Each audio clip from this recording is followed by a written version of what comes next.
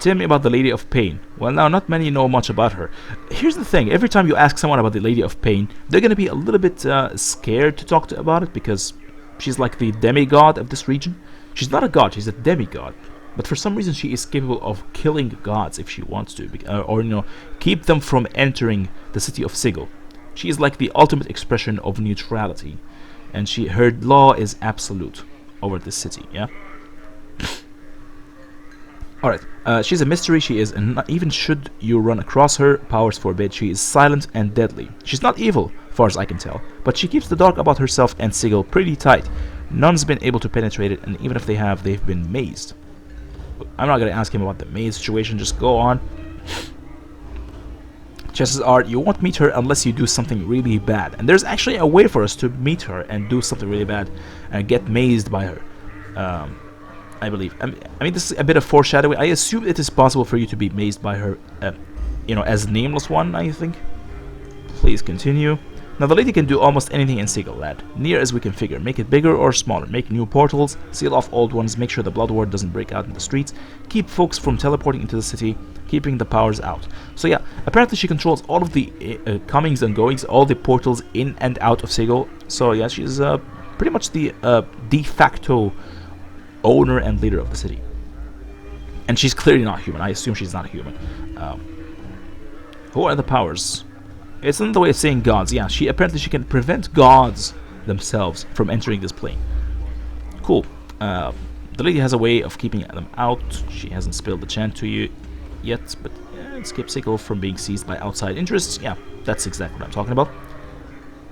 What was that you said about being mazed? Yeah, let's talk about mazes. Why not? You can pause and read that. Yeah. I think we discussed this earlier. Basically, a maze is a location that is completely isolated. It is created if you jump through a portal, and there is a very specific way to get out of maze. And yeah, she'll take a bit of Sigil and make a little dimensional pocket out of it, a maze. She places those that have crossed her in there and lets them rot.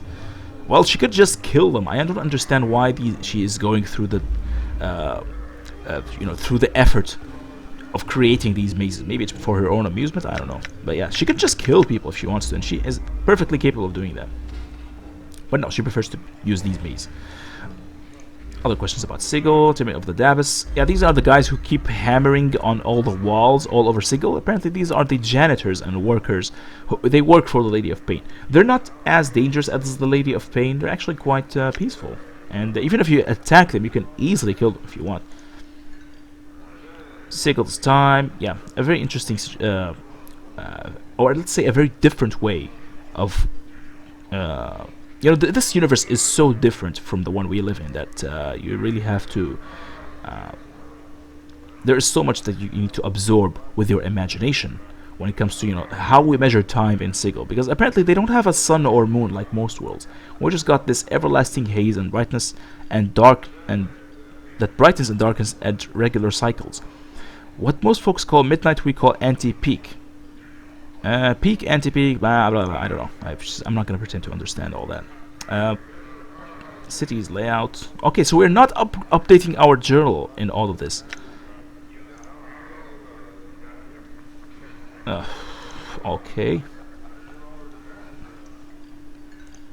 Keys and portals. I'm pretty sure we know about these already. We have explained them in a previous episode. So if you're just joining us, I recommend you check out the previous episodes. Keys and portals. I could explain them to you again, but you know what? Just let's get away from this guy. He has too much text. Most of it is not really relevant to our story, so we're going to ignore him. Did we talk to Elise yet? You see a trim, muscular man dressed in clothing that is comparatively drab and mundane compared to most of the outfits you've seen in the city. I assume he is from the prime material plane. He is from the real world, the world that we live in. So who are you? I am Elise, warrior of renown. Sure you have heard of me? No. It's very important to always tell the truth, because it will actually help you acquire the lawful alignment, and we do want that, because it's actually very powerful if you can achieve it. Can it truly be? Can it truly be that none in this town have heard of me or any of my exploits? Well, you're from the prime material plane. Why would we hear of you? There's no news channel as far as I can tell. Where are you from? I'm come from the city of Aliburn on the river Tame. The River Tame rings a bell. Could it be in Britain somewhere? Okay, I don't know. Sure, you have heard of its glories and wonders. No matter, no matter. This place is benighted and ignorant when it comes to the splendors of true cities. I am told that my land is what is called, yes, the Prime. He is from the Prime Material Plane. So how do you get here? He is surely out of place. I was chasing my old foe, the villainous Life Shade, Tur Tanalel.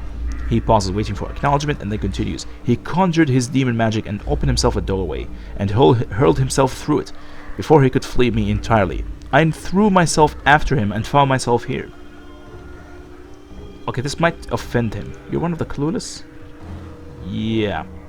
His hand clutches compulsively around the hilt of his sword. Clueless, is it? I take offense to your words, Sirrah, and bid you farewell in the hopes that we should never cross paths again. Oh, okay. I thought he was like gonna permanently avoid talking to you. He sighs heavily and eyes you with disdain. Then be on with it, scarred one, and be done.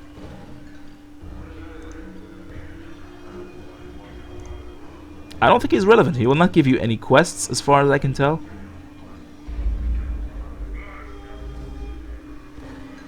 A journal? Where would I have seen that? Why am I new to this place?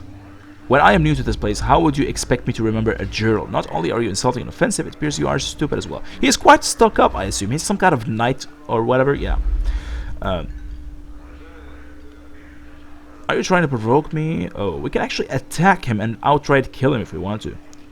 You're a base knave, a weakling without honor, a piece of meat animated by no true spirit, an aging, scarred man with no hope of redemption, doomed to wander through your life without any of the elements that make a man a man. I am finished with you, for I feel only pity for you. Oh. What do you want? The way he accents the pronoun is almost infuriating and definitely insulting. Okay, from your attitude, it appears to me that you need nothing further from me, and blah, blah, blah, whatever. Just, I will again apologize. Answer some questions for me, shall we? I'd like to apologize for no particular reason. Then I suppose, as a point of honor, I must accept your apology. Very well. In return, I offer my apology as well. Let us set this matter aside and speak of it no more.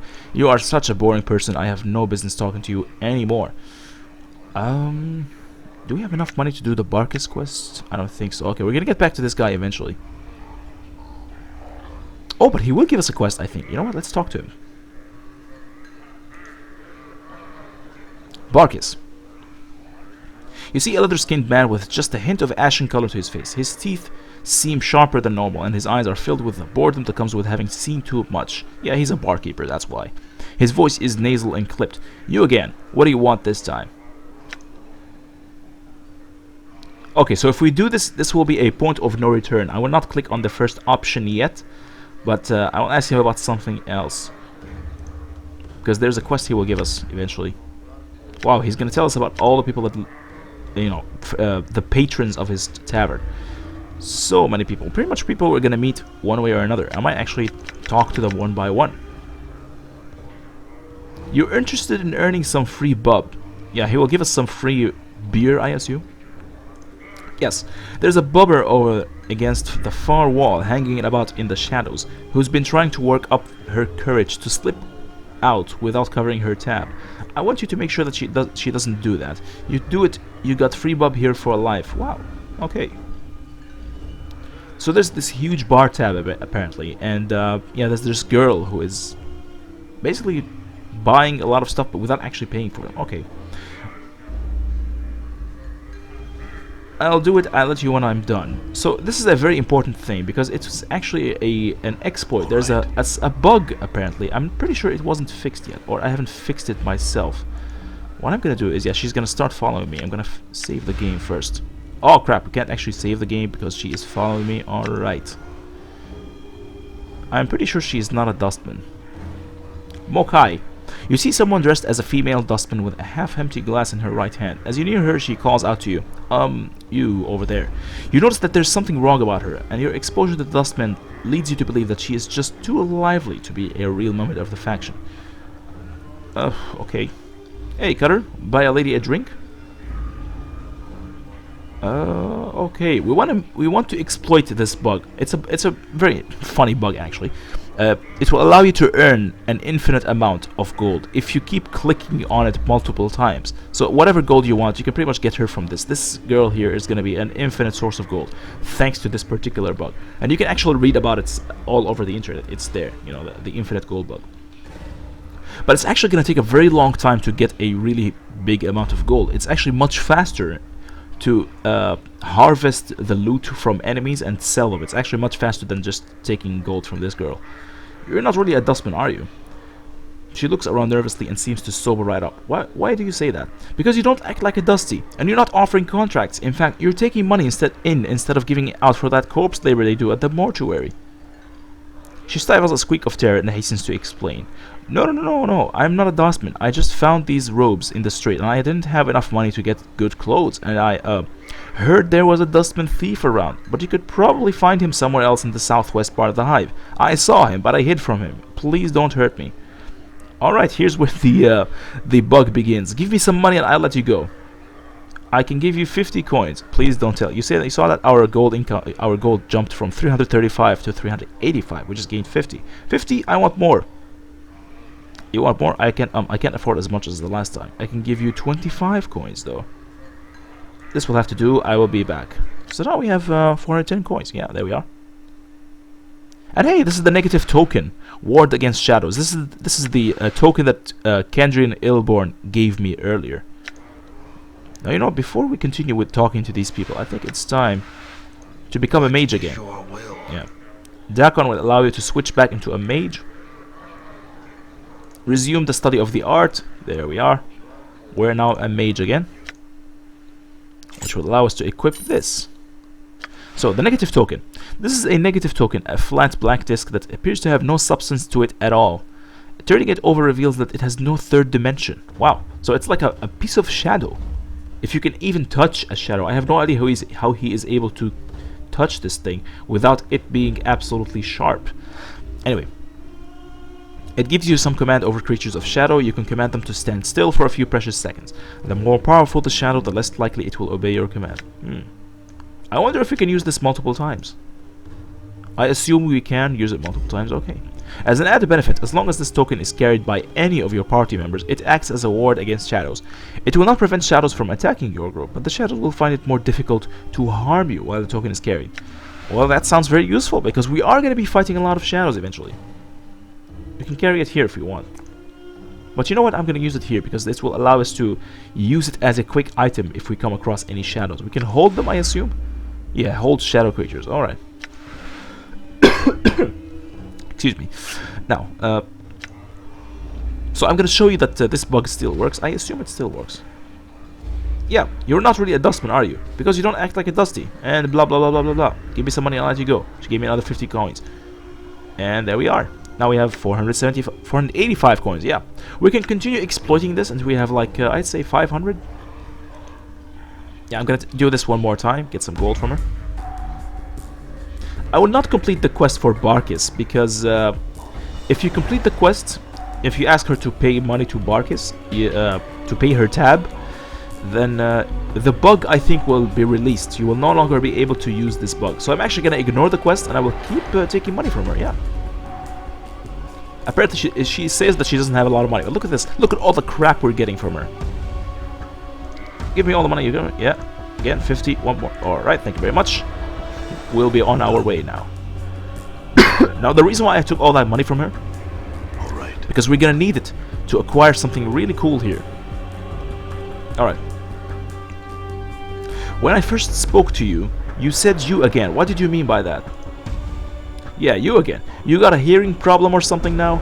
You was in here about 15 years ago, got all bubbed up, smashed the place, and left a pile of coin that wasn't enough to pay for the damages. So you plugged out your own bleeding eyeball and tells me you will be back to reclaim it. When you got 200 coins together. Well, 15 years of interest, you got about 500 coins. You got the chink, pal. I got your eye. 500, that's ridiculous. That it is. Tell you what, give me 300 and the eye is yours. Alright. We already have 560. We could have paid him if we want to. But hey, if we can haggle the price down a little bit. And here's your money. It's a deal. He produces a darkened wax-stoppered, wide-mouthed bottle from his pocket. You hear the sound of a liquid sloshing around inside it. What could be inside? That's actually a good question. Let's, along with a heavier, squishier noise. Opening it, the stench of some sort of preservative agent nearly makes you gag. Now hold on a minute. How long ago was this?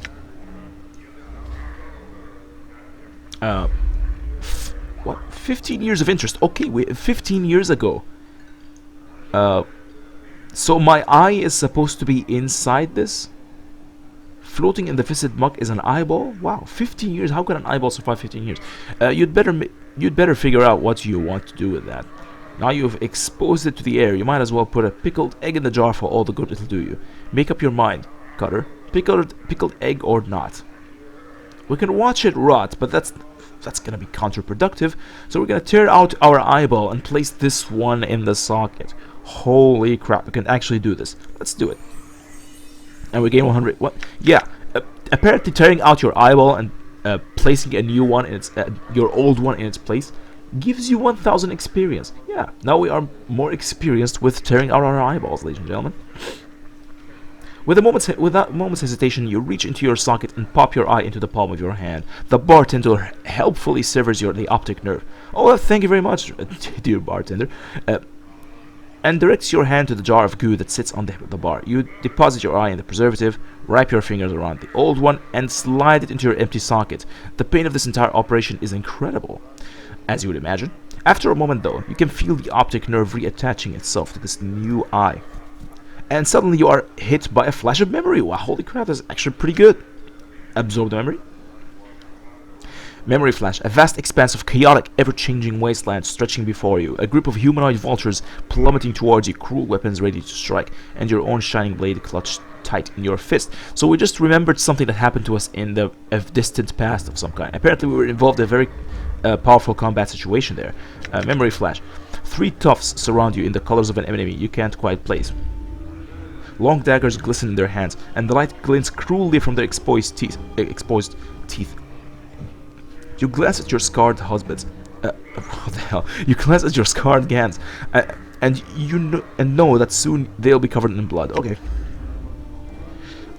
So yeah, these are 3 combat situations that we have been involved in the past, and this eye has would bear witness to those to this particular memory. An enormous frog-like creature comes bounding through under chaos stuff, heading for you with a mouthful of teeth. You hurl your javelin through this shifting matter and pin the creature to a sudden stone plinth. You have recalled some of your lost fighting skills. That's actually pretty cool. By the way, this frog-like creature is called the Sladdy. It is one of the native creatures in Limbo, which is where Dakon comes from. It is the plane of ultimate chaos. It is a chaotic neutral plane, and that's where these guys live. So yeah. This is one of the creatures there, because, you know, where else would you find chaos stuff other than Limbo? Alright. Proficiency points increased permanently. Perfect. I feel stronger. Holy smokes, yeah, we have leveled up from that memory alone, and we have lost a little bit of our health there, because we did tear out our eyeball.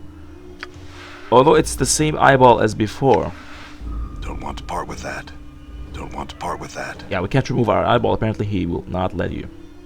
Typical, of course. You know, I wouldn't expect him to do anything different. Anyways, we're gonna level up now. Level 5. We're gonna be level 6, which means we'll I assume it will allow us to learn more spells. Yeah, I think eventually we will learn the remove curse spell. It is a level 4 spell, I assume, which will allow us to remove the Mempa's biting ring. This one is cursed. So if we want to remove it, we need to have the remove curse. See that? Item cursed. Yeah. So, level up. 2 hit points, not much there, but nevertheless we gained... oh, we gained 1 characteristic point. That's nice. Spell memorization abilities have increased. Lovely. So what do we want to increase now? I was hoping to gain a specialization bonus of some kind, but we did not. I think it happens, I think level 7, 14 or something like that. 7, 11, 14. I think that's how it works, yeah. So maybe next level we will gain it.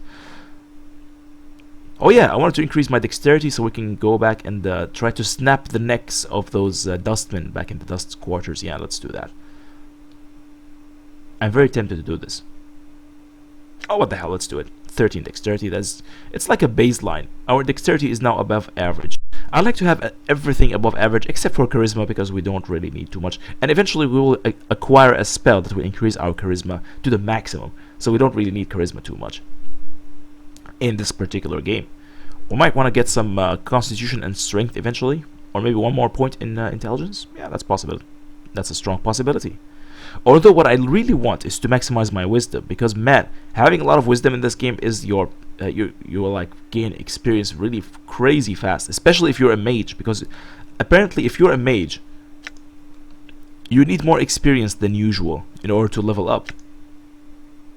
Yeah, if you're trying to level up as a mage you will need more experience than if you are a fighter or a thief. The thief I think requires the least amount of experience to level up. That's how it works. Okay, so I'm the only one who gained experience there. So let's see our spellbook. We did not gain another slot for the remove curse ability, which is unfortunate. And we still have all these slots available. Fill them up with these chromatic orbs there. Until we learn a better spell, I suppose. The magic missile will be convenient. If we can learn the magic missile, it will allow us to attack these black Abishai quite easily, I assume. So we could talk to these guys. Apparently they are our former... Well, they don't look too dangerous. You know what? I will talk to them later. I have no compulsion to talk to them right now, so we just ignore them. We're gonna finish the Ingress quest. You know what? That's actually why we came here in the first place. And I'm just running in circles at the moment. Alright. Yeah, let's go look for Ingress. She's gonna be in the next region.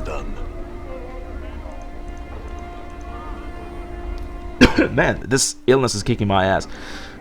My voice is starting to fade. I might actually have to stop this recording. Did we talk to Anna yet? What is it? Oh yes, we already talked to her before. Yeah, I actually forgot. I haven't played this game for 4 months. What did you expect? It would only be natural that I forgot what we did in the previous episode.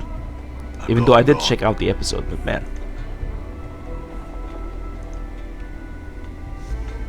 Okay, where the hell's Ingress? Oh, there you are. You want to talk to her before she runs away. There we are. You see Ingress. She is huddled inside her cloak of whatever. Greetings. You. What is it you want with me now? You want to leave? You want me to leave? Not leaving the city, so I am not. I can't try it. It's not a city. It's a prison to everywhere. Ingress, I found someone who can take you back to your home plane. I want to go. Want to leave this place. His name is Kandrian. He should be along shortly to help you. Trust him, alright? Alright, so Kandrian, the guy, the half non-existent guy we talked to at the smoldering corpse bar, and he's gonna help Ingress. Updated my journal. Okay, so we have to go back to Kandrian, I assume. Can we talk to her now? Oh, we can still talk to her. That's nice. Kandrian? No, I'm not Kandrian. He should be along to help you anytime now. I'll meet him back at the smoldering corpse bar and see how things turn out. Be strong, Ingress. Alright, now she's gonna go away, and we'll go back to Kandrian. I assume that's how we finish the quest, because I do want those weapons.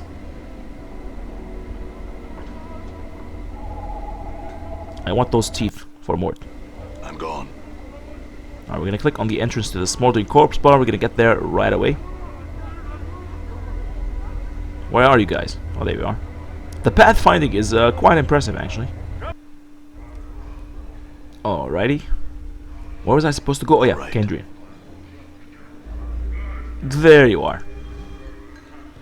Kandrian stands as you approached him. The Tooth Woman wanted you to have these, he says, holding out his hand. She wanted to express her thanks, even out the balance book as it were, and be done with the damn things. In the palm of his hand are Ingress's dancing teeth, and he smoothly deposits them in your hand. Apparently her teeth were, they can move for some reason. I don't understand how this, there's no explanation for it. They just tell you that apparently her teeth are mobile and they have a will of their own. So she got rid of them, and she gave them to you.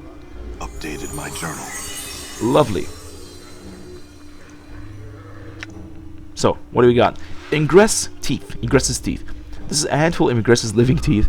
Apparently, they didn't want to go to her with her back through the portal to her home plane. They rattled among themselves whenever they are held close together. Man, I just can't keep a straight face reading this. We're holding a bag of teeth. They remind you of a bunch of creepy hopping ivory bugs. To change the teeth to use a different type. I remember it's like the jumping beans, the Mexican jumping beans. I don't quite remember what the...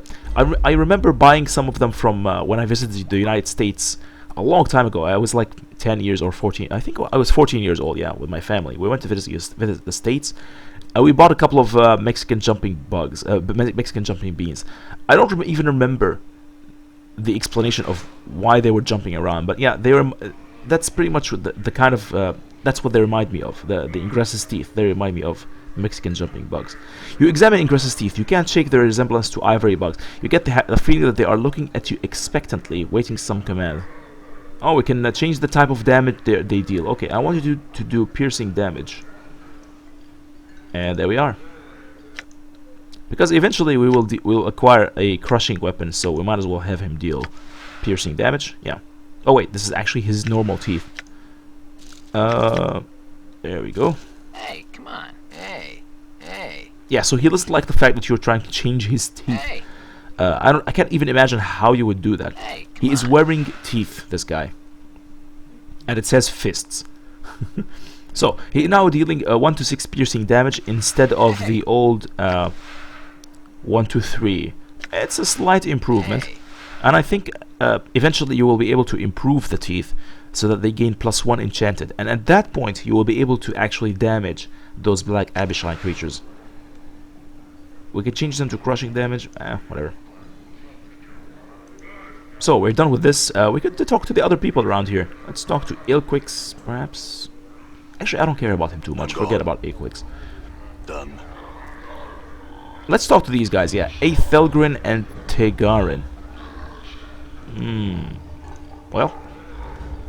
You see a scaled fiend who looks very similar to the one standing next to him, in addition to the pierced left ears. Both are black-hued and reptilian, with bat wings tucked against themselves. Yeah, black Abishai, standard stuff.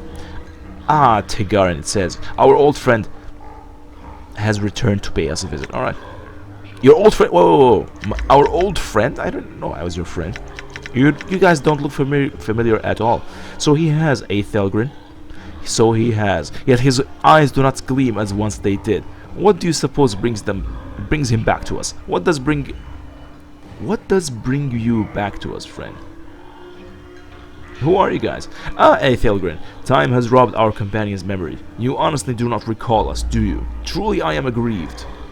Well, I feel sorry for you, as I am Tegarin? Truly aggrieved, yet I rest easy. It has, after all, been many hundreds of years, and we know how the minds of mortals tend to dissipate with age. Ah, well spoken, old friend. We are pair of Abishai on leave from our current assignments on Beator.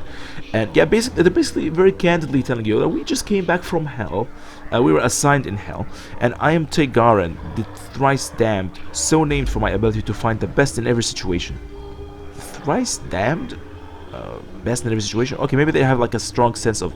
Maybe everything in their world is the opposite of ours. Good is bad and bad is good. That's kind of situation.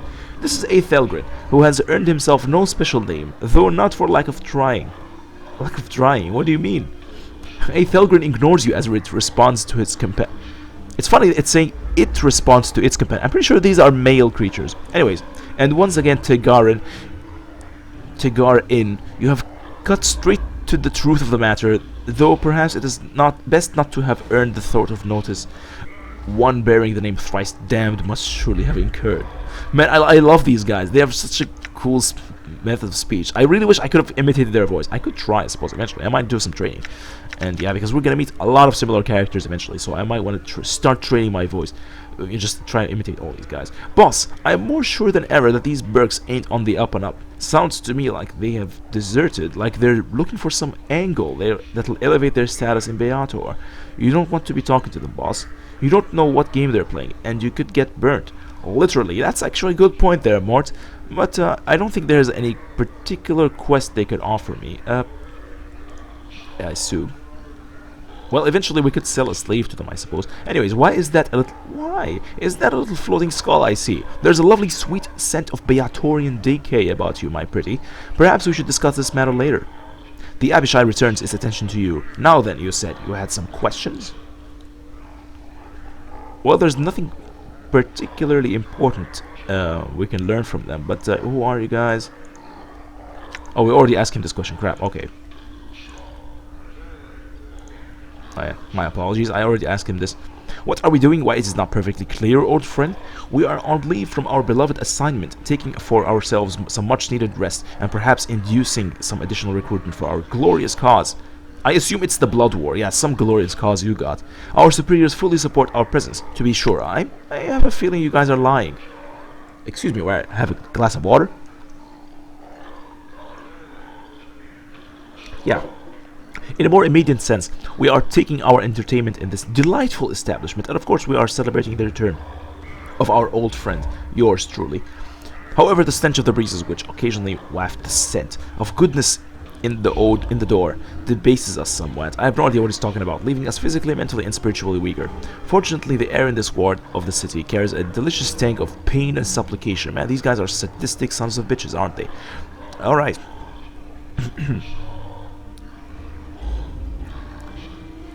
Tell me about fiends. As we see it, there are two kinds of fiends, those who are correct and those who are not. Our side, that's of the Beatezu, I hope I'm pronouncing that correctly, Beatezu, is correct. The other side, those of the cursed, hated, chaotic Tenari, is incorrect and must be exterminated. So yeah, this is a very bizarre reason to hate someone. These guys are lawful, the other guys are chaotic, and that's really the only reason why they hate each other. Other than that, they're both... all kinds of fiends are basically supposed to be racially evil sons of bitches. So yeah, we hold the Tenari directly responsible for the Blood War. Were it not for them, we could have settled the lower planes in peace, and wouldn't have all the bother of fighting this wretched war. Nor would the unfortunate spillovers into other planes be such a cause for concern among the namby-pambying do-gooders. The Tenari are directly to blame for the multiverse's sad state of affairs. I mean, you guys are evil bastards. You do hold some blame. You gotta admit. That's not really what I was asking. I wanted to know what differentiates you from them. Yeah, I think I was asking for them differences physically of some kind. The feed pauses a moment and then brightens. Ah, yes. You can see we represent law and order. Those who break the law must be punished. If we have no law, we have only anarchy, and surely you can see what anarchy has done for the Abyss. It's hell, that's why it has anarchy. What did you expect? It has spawned horrors beyond imagination. And you guys are such angels, of course. Any excesses the Beatezu state may have indulged in are simply to counter the rising tide of chaos represented by the Tenari. We mean no harm to anyone. Oh, of course you don't. You're just slave traders. Why? Nothing to worry about. We just prefer to understand where the boundaries are. Well, that's nice. So, tell me about fiends. Collector named Farad. Farad? I have heard the name. Is he not a sage of some sort, a necromancer, or is he a diviner of rubbish? Okay, which is ironically, that's actually, I mean, the joke's on him. He is indeed a diviner of rubbish. He is the king of rags, and he lives in a total shithole. That's where Farad lives. I have heard of him, friend, but do not have the pleasure of his company. Perhaps one of the other patrons here can help you. You guys are not useful anymore. I'm just gonna make my leave now. Take my leave, actually. Yeah. We could go extort some more gold from Mokai, I guess. Or I could do this off screen. I could, you know what? What I can do is, I will dedicate an entire period of time for just farming gold from Mokai and leveling up my characters with by fighting the Abishai and all that stuff. So yeah, you can look forward to some serious overpowered bunch of characters there eventually. Yeah, I'm gonna make sure that my characters gets really strong. Now, I have seen other players play with only one character, literally only the nameless one and nothing else, and they have reached some insane, make him an insanely powerful warrior eventually. Alright. But that's boring. Why would I do that? I want to enjoy the story, right? So yeah, now as you can see, my voice is in a terrible state right now. I cannot really continue recording like this. So what I'm going to do is I'm going to save the game for now. I'm going to start recording, and I will get back to this Let's Play next time. So if you guys have any particular, if you want to see something specific done in this Let's Play, I I could play in a certain way if you want. If you ask me, there are certain areas that you are stuck in, you can't figure out, and you don't want to watch a walkthrough, you would rather watch a playthrough, by all means, leave a comment. And if you like these videos, don't forget to subscribe and like, and I'll see you guys next time.